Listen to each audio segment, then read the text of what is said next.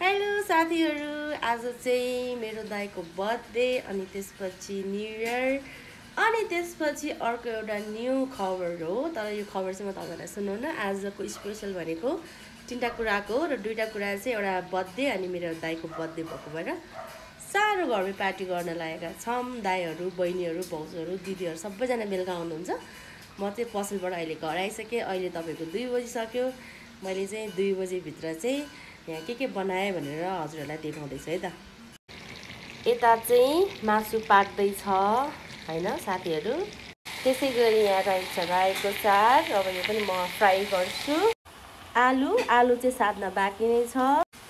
भरे बेलुका फ्यामिली सबैजना भइसकेपछि गफ गर्न रमाइलो हुन्छ नि त। त्यही भएर म अहिले चाहिँ फ्री भएको भएर चाहिँ सब रेडी गरेर राख्दैछु ताकि मेरो दिदी, मेरो दाइ, भाउजू, बहिनी आउने बेला हामी आनन्दले बसेर खाँदै गफ गर्न पाओस् भनेर मम्मीले पनि मलाई पछाडि लसुन केलाउने के गर्ने।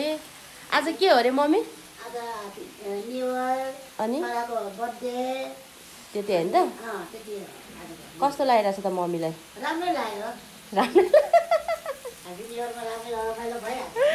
यहाँ देख्नुभयो त साथीहरू, यस्तो रमाइलोको छ हाम्रो फ्यामिलीहरू चाहिँ। अब ठुलो मम्मी पनि आउनु भइसक्यो। अब दिदीहरू सायद आउँदै हुनुहुन्छ होला। धेरै खुसी छु आज। ल अब अर्को अपडेटहरू चाहिँ हजुरहरूलाई गर्दै गराउँछु। अहिलेलाई चाहिँ थ्याङ्क यू फर वाचिङ।